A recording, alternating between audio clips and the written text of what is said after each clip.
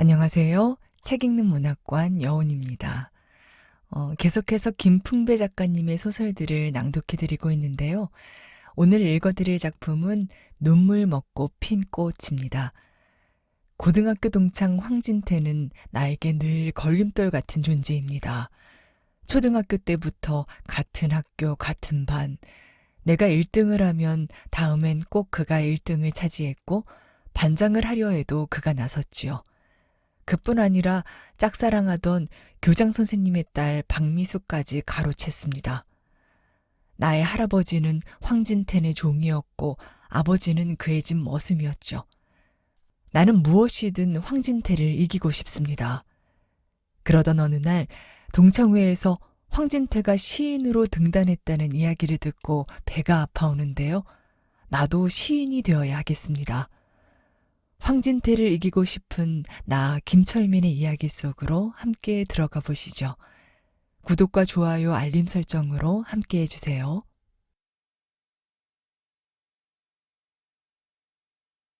눈물 먹고 핀 꽃 김풍배 지음 문경출판사.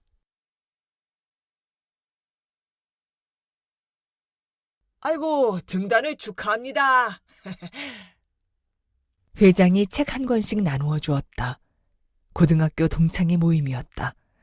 받아보니 제목은 파랑새를 쫓아서라는 시집이었다. 이제 우리 동창회에 두 분이나 시인을 모시게 되었습니다. 정광식 시인이야 현재 중견 시인으로 이름을 날리고 있지만 황진태 시인은 막 등단하셨으니 앞날에 그 이름이 빛나기를 기원하는 뜻으로 건배를 제의합니다. 건배! 건배! 술 한 잔 먹고 집에 돌아와서 생각하니 영 찝찝했다. 잿간 놈이 언제 문학을 했다고. 저나 나나 똠방 각하 주제에 배때기 부르니 이젠 등까지 따숩게 하려 하네. 낄 때 안 낄 때 다 찔룩거리다가 이제 시인까지 넘봐? 사촌이 땅 사면 배가 아프다더니 이건 배만 아픈 게 아니라 머리까지 아팠다. 황진태는 내 고등학교 동창이다. 바로 한 동네에서 나고 자랐으며 초등학교 때부터 계속 같은 학교에 다녔다. 중학교도 그랬고 고등학교도 같은 학교, 같은 반이었다. 그렇게 붙어 다녔으면 친할 만도 하련만 그는 언제나 나의 걸림돌이었다. 내가 1등을 하면 다음엔 꼭 그가 1등을 차지했고 반장을 하려 해도 그가 나섰다. 그뿐만 아니었다. 내가 좋아하던 초등학교 교장 선생님의 딸 박미숙까지 가로챘다. 우리 할아버지는 황진텐의 종이셨다. 아버지는 그의 집 머슴이셨다. 나는 할아버지를 뵙지는 못했지만 어머니의 입을 통하여 그런 사실을 알게 되었다. 아버지는 황진태에게 늘 허리를 조아리시며 도련님, 도련님 하셨다. 그런 모습을 지켜보던 나는 아버지가 영 못마땅했다. 이제 세상이 달라졌다. 할아버지가 그 집에 종으로 계셨다 해도 그건 그 시대 이야기였다. 아버지가 황진태 집에서 머슴을 사시는 것도 일종의 직업일 뿐이었다. 지금 세상이 어느 때인데 아직도 그 집에 쩔쩔매어 산다는 것을 이해할 수가 없었다. 나는 무엇이든 황진태를 이기고 싶었다. 힘으로라도 이기고 싶었다. 조용히 걸어가는 황진태에게 공연히 트집 잡아 싸움을 걸었다. 마음속에 늘 황진태를 앞서고 싶었다. 무엇이든 그를 이기고 싶었다. 하지만 마음처럼 그게 호락호락하지 않았다. 황진태는 계집애처럼 귀엽게 생겼고 공부도 잘했다. 그는 선생님에게 귀염도 받고 어른들의 칭찬도 자자하였다. 그에 비하면 나는 옷도 남루하였고 코를 질질 흘리는 개구쟁이로 말썽만 피웠다. 그럴 때마다 황진태와 비교되어 혼만 났다. 아버지는 내가 초등학교를 마칠 때까지 황진태네 집에 행랑채에서 살았다. 내가 중학교에 들어가자 아버지는 들판 건너집으로 이사하셨다. 너도 이제 중학생이 되었으니 네 체면을 봐서라도 머슴 노릇을 그만해야겠다. 그러니 너도 공부 열심히 해서 황진태보다 더 잘 돼야 한다. 그때 처음 아버지의 얼굴에서 비장함을 읽었다. 아버진 늘 자존심이 없으랴. 가난해서 어쩔 수 없이 남의 집 머슴을 살아야 했던 아버지는 얼마나 굴욕감을 느꼈을까. 자식 또래 보고 도련님 도련님 하며 굽실거린 아버지의 비참했던 마음이 그대로 전해져 왔다. 아버지의 말을 듣고 반드시 황진태를 이기고 싶었다.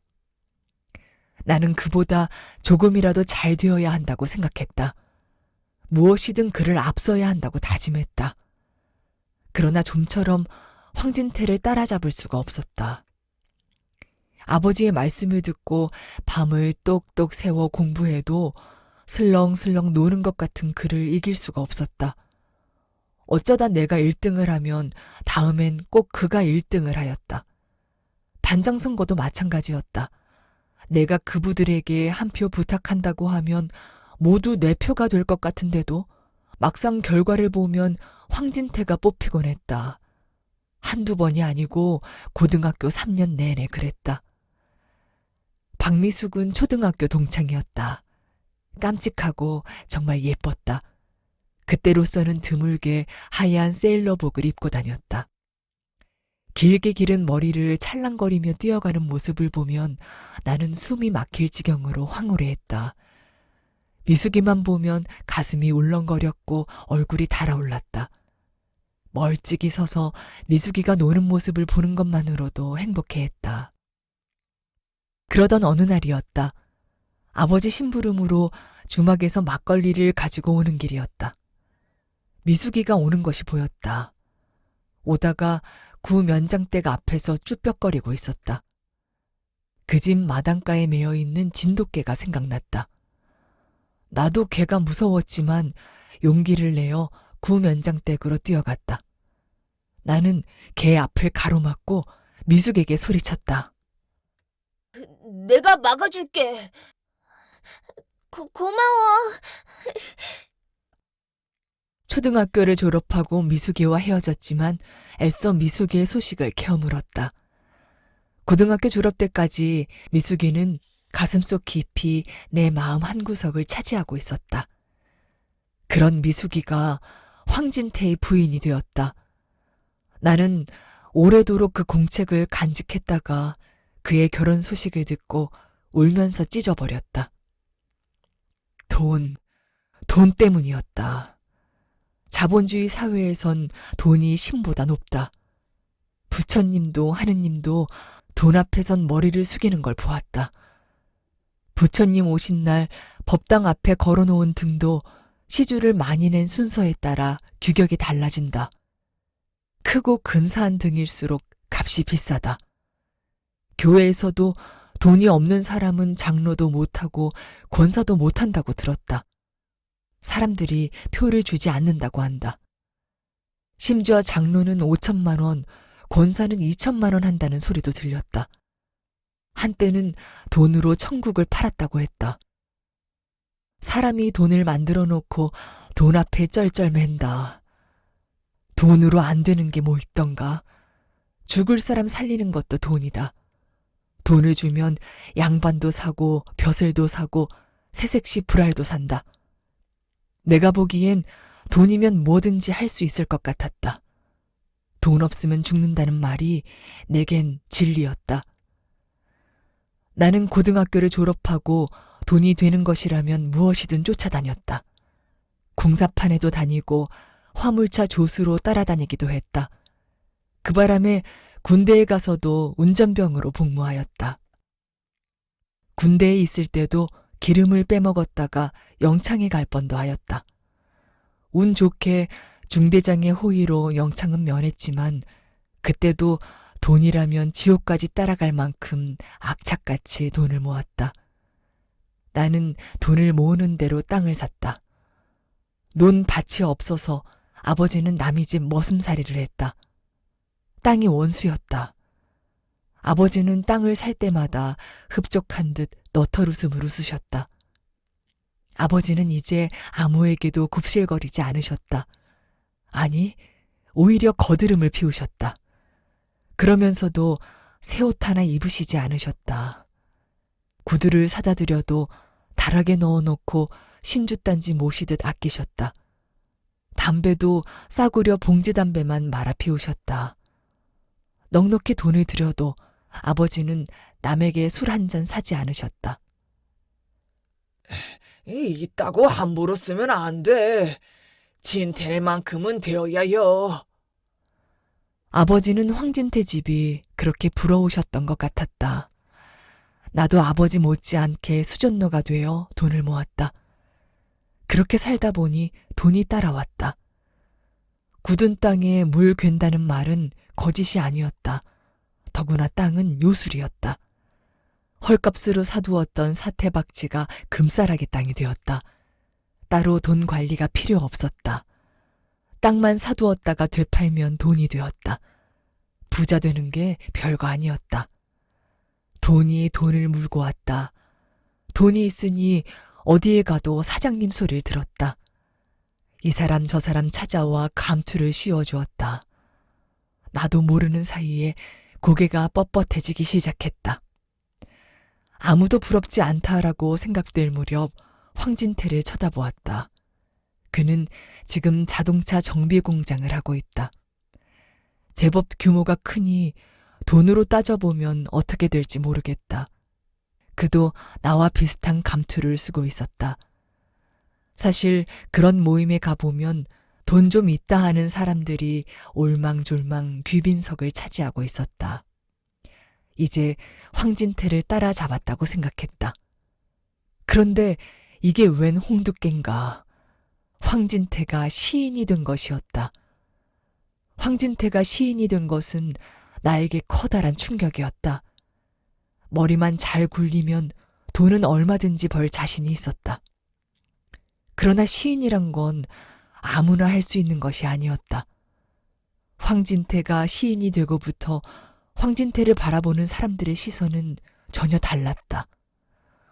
전엔 나와 비슷한 돈 좀 있는 사업가로 대접했다. 그러나 이제는 어디 가도 문화인으로 우대해 주었다. 시인이란 수식어가 황진태를 더욱 빛나게 해주었다. 동창회 모임을 가도 그는 특별한 대접을 받았다. 그가 한마디 하면 역시 시인은 다르다며 치켜 세워주었다. 그의 공장에 가보면 벽마다 공간마다 시화를 걸어놓아 많은 사람이 감탄하는 견학 명소가 되었다. 거기를 다녀온 시장도 우리 고장의 자랑거리라며 칭찬을 하고 다녔다. 나도 시인이 되기로 했다. 요물 같은 돈도 잡았는데 시라고 못 잡으랴 싶었다. 어떻게 하면 시인이 될 수 있을까? 밤새워 궁리했다. 학교 다닐 때 제일 취미가 없던 과목이 국어였다. 수학과 과학은 공식만 대입하면 답이 나왔다. 국어는 갖다 댈 공식조차도 없었다. 그래도 암기해서 시험 점수는 나쁘게 받지 않았다. 그래, 그때처럼 노력해보는 거다. 시를 쓰기 위해서는 선생이 필요했다.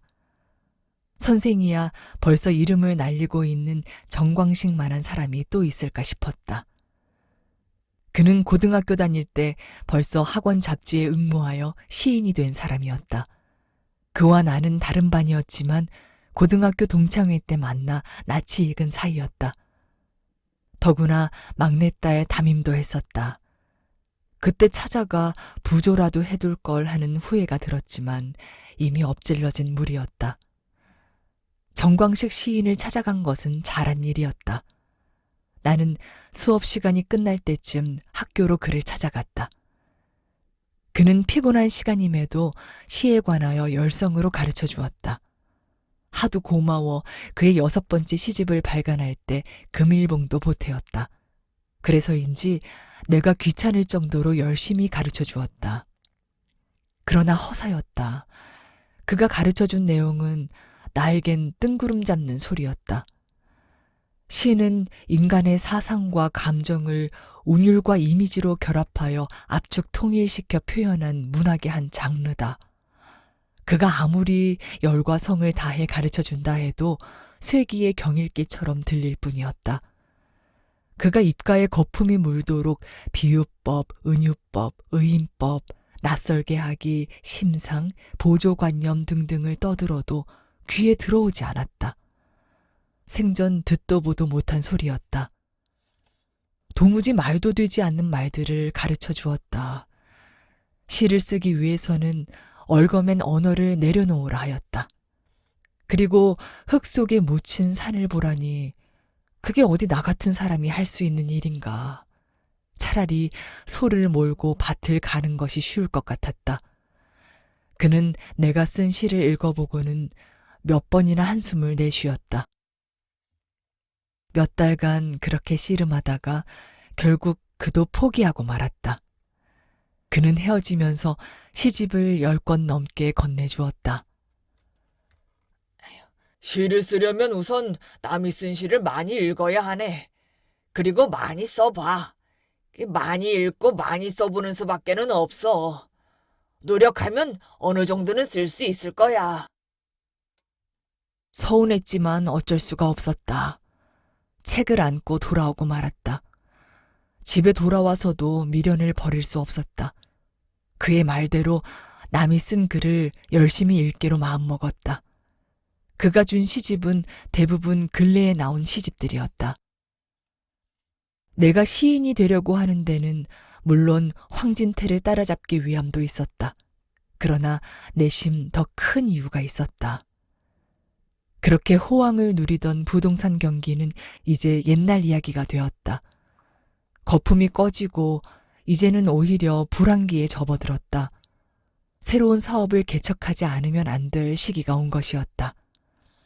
그리 큰 노력을 하지 않아도 거액을 거머쥘 수 있는 사업이 필요했다. 마침 그런 아이디어가 떠올랐다. 새로운 사업에 성공하기 위해서는 시인이라는 직함이 꼭 필요했다. 그런데 도무지 시를 쓸 수 없으니 참으로 안타까운 일이 아닐 수 없었다.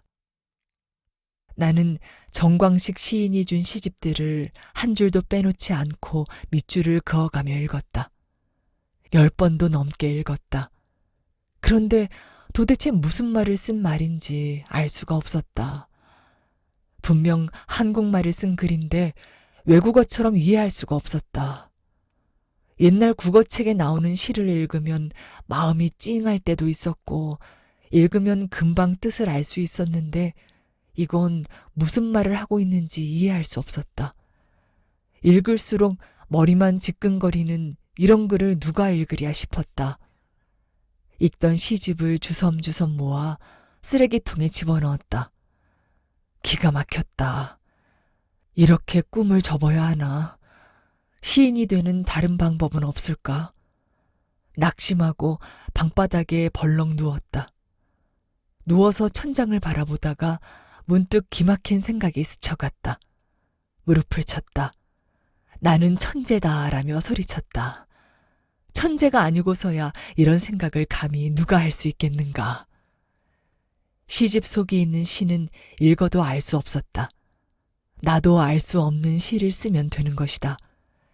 이해할 수 없는 낱말들을 늘어놓은 것이 시라면 나도 그렇게 쓰면 되는 것 아니겠는가. 나는 쓰레기통에서 시집을 꺼내어 쭉 늘어놓았다. 시집을 모두 10쪽을 펼쳐놓았다. 첫 시집 첫 절에서 한 줄, 다음 시집에서 둘째 줄, 셋째 시집에서 세 번째 줄, 이렇게 10줄을 꺼내어 시를 완성했다. 앞뒤 문장을 바꾸거나 단어를 바꾸었다. 주어와 동사도 바꾸어 넣고 형용사도 앞뒤로 넣고 빼었다. 내가 작업을 했어도 이해 못하는 쪽으로 보면 아주 훌륭했다. 이렇게 10쪽부터 90쪽까지 펼쳐놓고 작업을 해보니 9편이나 되었다. 사실 이것도 쉬운 일은 아니었다. 10시간 가까이 소요되었다. 확실히 시를 쓴다는 건 어려운 노동이었다. 시의 제목은 맨 마지막 시집의 끄트머리 줄에서 적당히 골라지었다. 이만한 문학적 솜씨도 정광식 시인의 가르침 덕분이었다. 나는 9편의 시를 들고 정광식 시인을 만났다. 빈손으로 갈 수 없어 과일 가게에 들려 5만 원의 곶감 한 상자를 사들고 갔다. 내 시를 읽어보던 정광식 시인은 깜짝 놀랐다. 시어도 참신하고 구성도 아주 잘 되었다는 것이었다. 어떻게 이런 좋은 시를 쓸 수 있었느냐며 몇 번이나 칭찬해 주었다. 나는 정광식 시인이 준 시집을 20번을 읽었다고 했다. 전편을 다 외울 수 있을 정도라고 둘러대었다. 정광식 시인은 이 정도 시라면 당장 등단해도 좋겠다고 했다. 그러면서 자기가 편집위원으로 있는 조각문학에 신인상 응모를 하겠다고 했다. 나는 기쁨을 감추지 못했다. 내가 시인이 된다니 꿈만 같았다. 나는 몇 번이나 고맙다고 했다. 벌써 시인이나 된 것처럼 더 좋은 작품을 쓰겠노라고도 했다. 그런데 친구, 미리 말해두겠는데 약간의 자금이 필요해. 요새 문학지 발행하는데 어려움이 많아. 그래서 말인데 그 신인 문학상을 받는 사람에게 얼마씩을 받고 있거든. 다 그런 건 아니지만 사실 어떤 골빈 사람이 제 돈 들여 문학지를 만들겠어. 알고 보면 발행인도 남는 게 없어. 출판비와 경비를 충당하기도 힘들어. 그래도 문학이 좋아서 사명감을 갖고 고생하는 실정이야. 그렇겠지. 대략 얼마면 될까? 다른 데는 제법 많이 받는 모양이던데 그 조각문학이야 내가 편집위원으로 있으니 잘해볼게. 어차피 등단하면 필요할 거니까 책은 한 100권 정도 사면 될 거야. 여기도 돈이구나. 하기야 문학이라고 딴 세상 것인가. 그저 되는 줄 알았던 내가 아직도 순진한 구석이 남아있어. 기왕 쓸 거면 넉넉히 써야겠다. 한 200이면 되겠구먼. 그럼 300을 줄게. 그 정광식 시인도 왔다 갔다 비용도 들 테고. 그는 흡족한 미소를 지었다. 누구든 돈 앞에 웃지 않는 놈 있으면 나와봐라. 속으로 코웃음 치며 그의 집을 나섰다. 그는 또 나에게 5권의 시집을 주었다. 지난 후 조각문학책도 한 권 주었다. 내 사업의 아이디어는 전적으로 아버지가 제공해 주셨다. 아버지가 바가지 쓰고 사오신 건강보조식품이란 것이었다. 아버지는 노인 회장이 추천해서 무료 관광을 다녀오셨다. 버스비는 물론 점심까지 대접하는 효도 관광이라는 것이었다. 그런데 오실 때 보니 보약이라며 한 보따리를 들고 오셨다. 텔레비전을 보니 가짜 약이었다. 무료 관광을 미끼로 만병통치약이라며 비싼 값에 녹용을 팔아 25억이나 챙겼다는 것이었다. 아버지도 그들에게 걸리신 것이었다. 왜 그런 데서 약을 사셨느냐고 따지듯 물었더니 남들 사기에 그저 따라 사셨다는 것이었다. 예전에 아버지 같으면 어림도 없었다. 몇 해 전만 해도 아버지는 그런 것에는 눈도 돌리지 않으셨다. 문득 생각해낸 것이 바로 그것이었다. 분별력이 흐려지신 노인을 상대하는 사업. 내가 설계했던 것이 바로 그것이었다. 최소의 비용으로 최대의 이윤을 창출하는 것이 경제의 원리가 아니던가. 사무실을 장만하면 나도 황진태처럼 시화로 장식할 거다.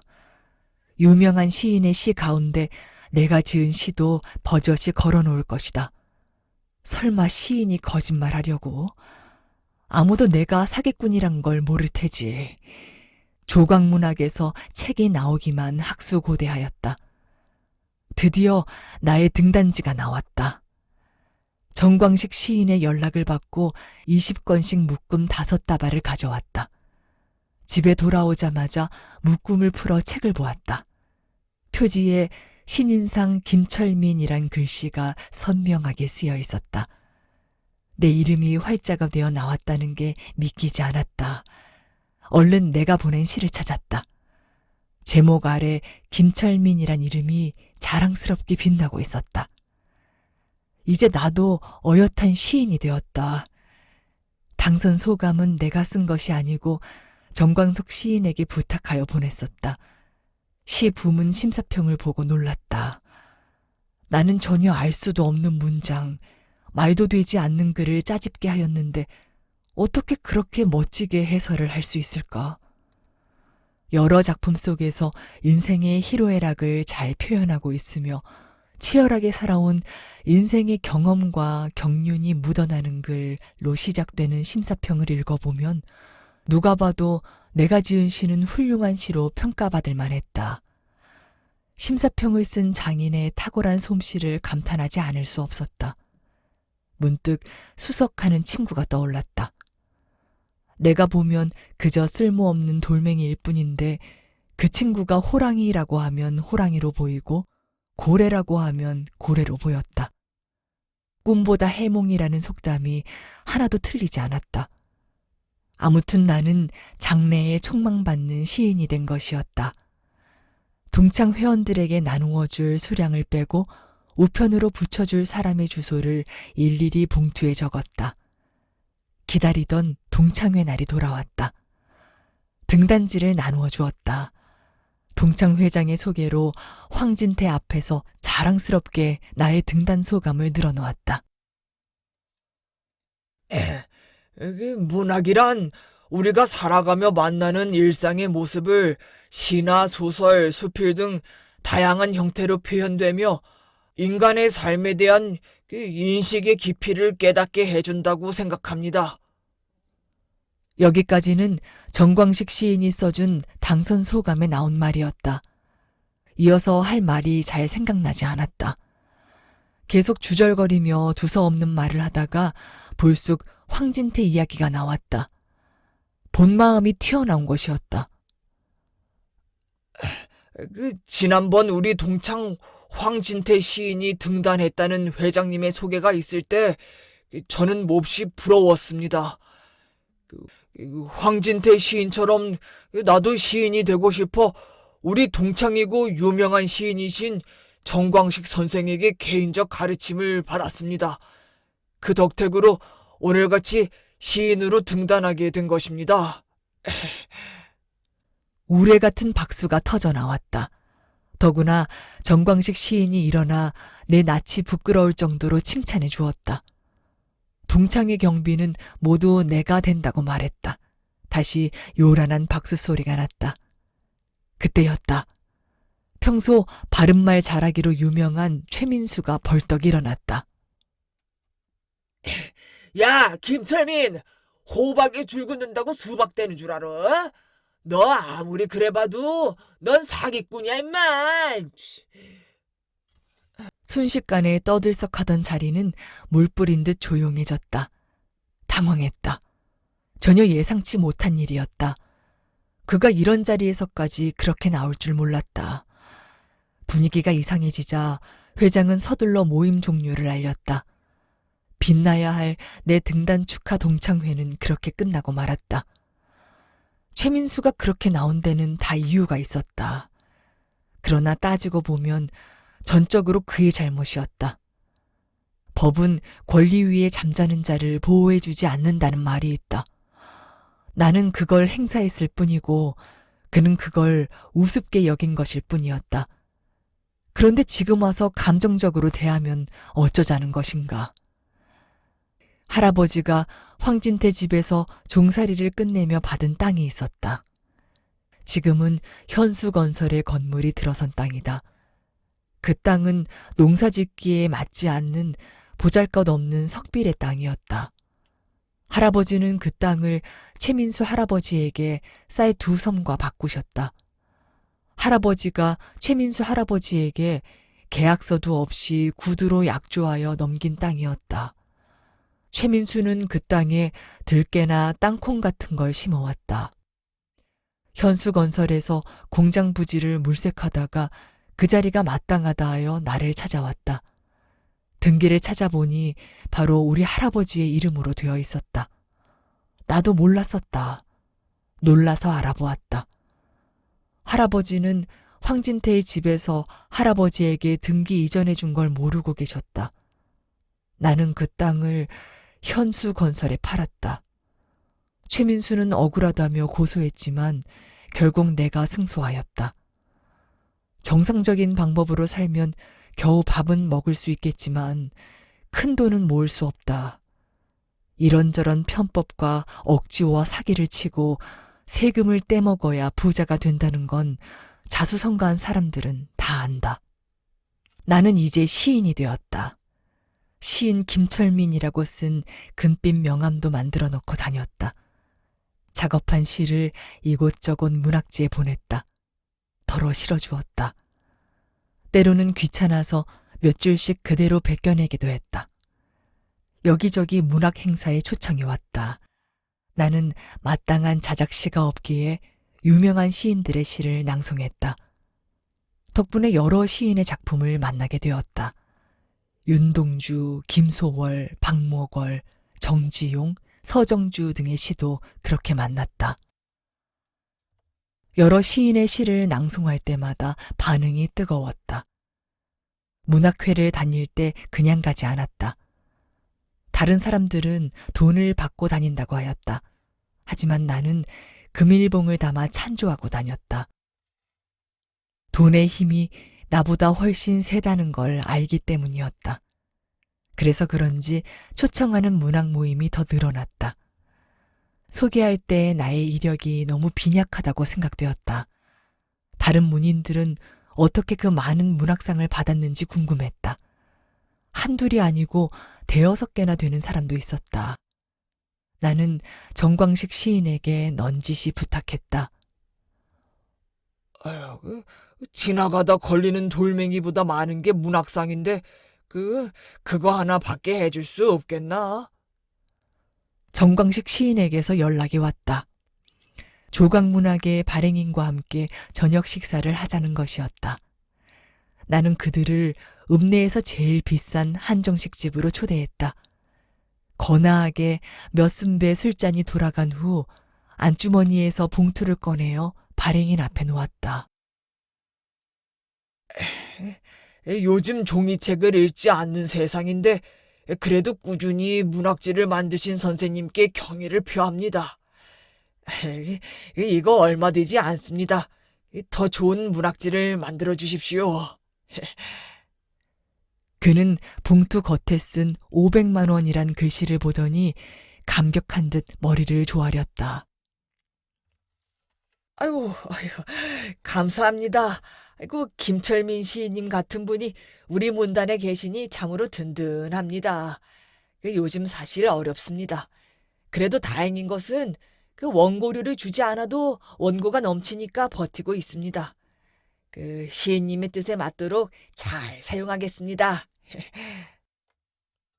나는 문학상의 문자도 꺼내지 않고 돌아왔다. 돈이 해결할 줄 알았기 때문이었다. 내 예상은 적중했다. 다음에 조각문학 신인상 시상식 때 나에게 조각문학상이 돌아왔다. 내 명함에 또 한 줄의 찬란한 이력이 추가되었다. 하나는 너무 초라한 것 같았다.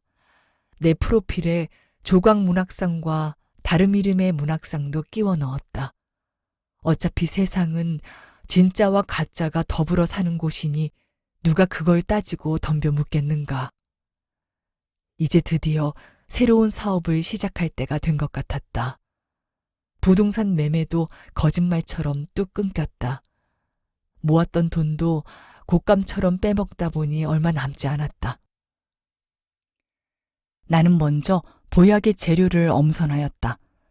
건강에 좋은 약을 만들기 위해서는 재료부터 좋아야 했다.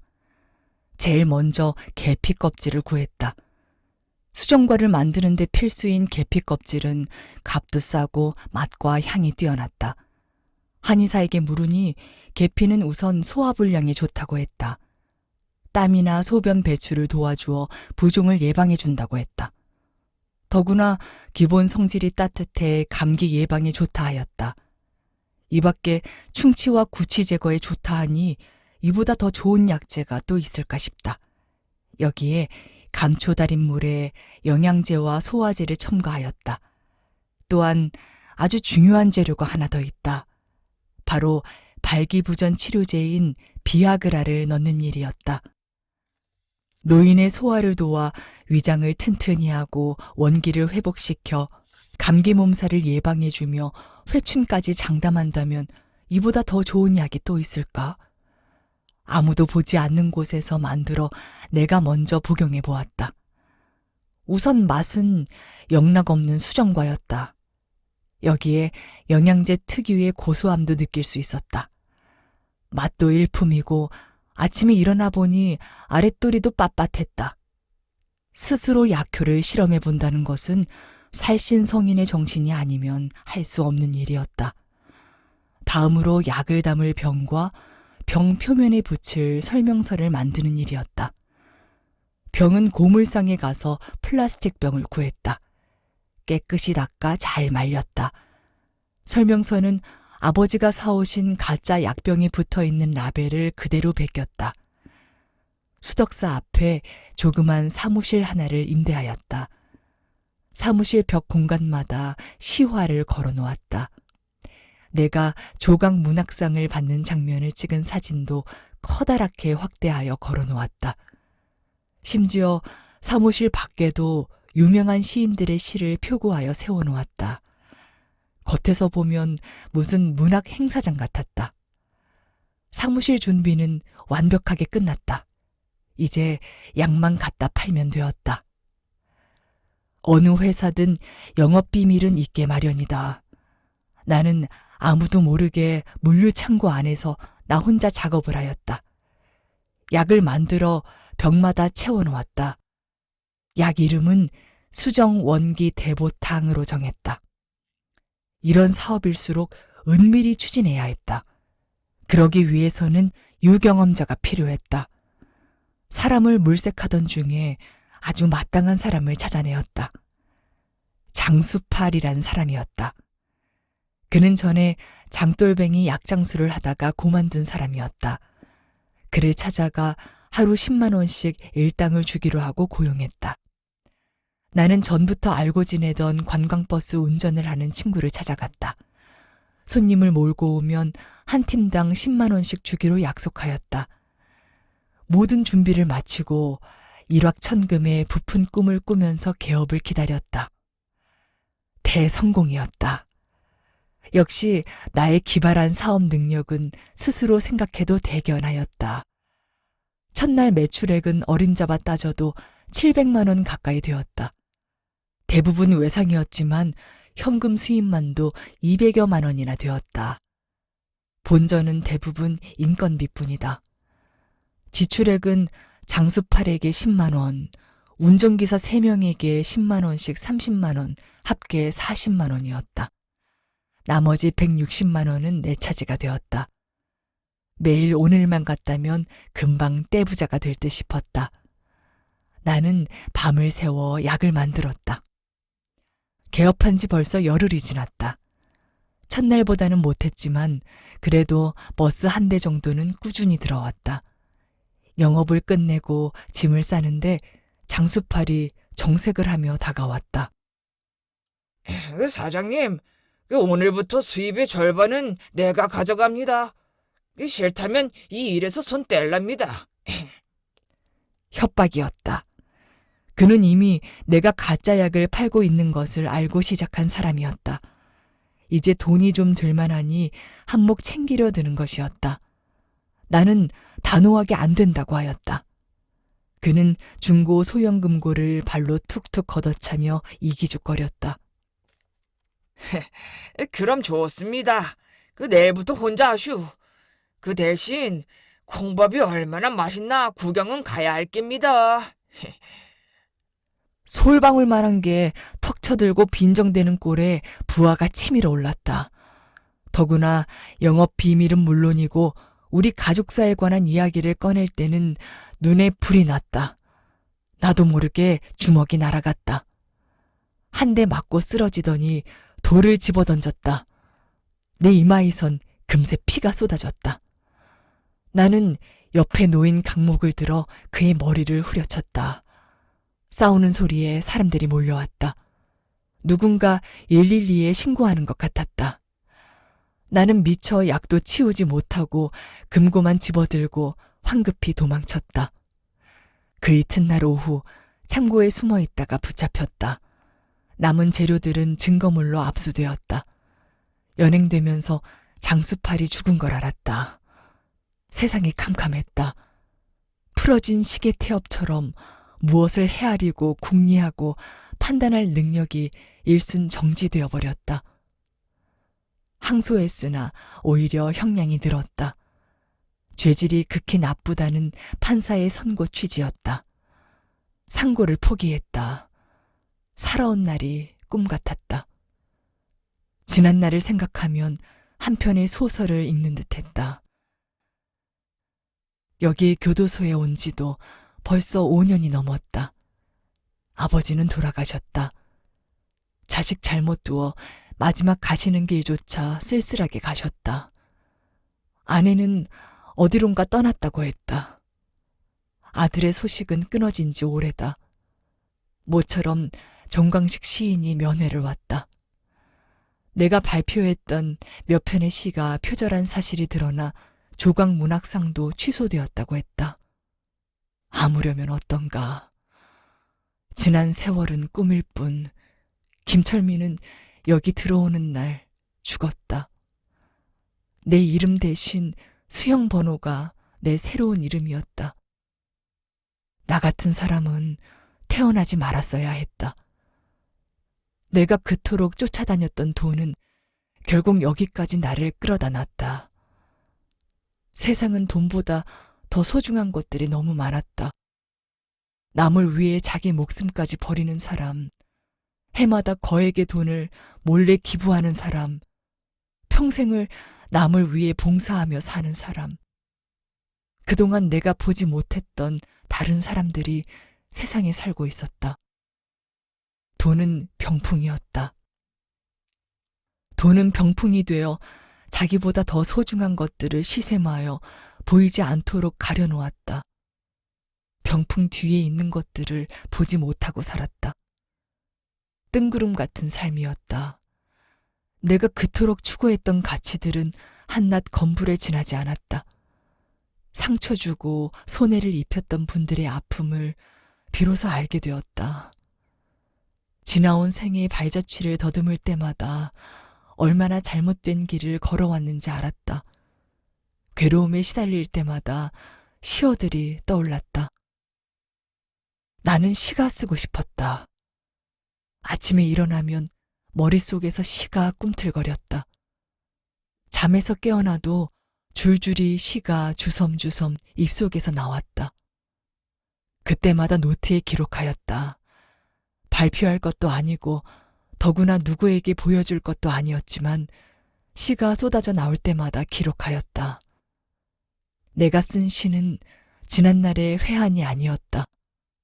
그렇다고 장래의 희망도 아니었다. 다만 수영자의 삶을 통하여 인간의 깊고 깊은 내면의 소리를 쓴 것이었다. 무려 너댓 권의 공책이 다 메워졌다. 어느 날 시간 날 때마다 끼적거리는 내 모습이 수상하다고 여겼는지 교도관에게 노트를 빼앗겼다. 며칠 후 교도소장에 호출이 있었다. 나는 모범수로 한 번도 지적받거나 규칙을 어겨본 적이 없었다. 그래도 높은 분의 호출이라 겁이 났다. 소장실에 들어가니 소장 혼자 있었다.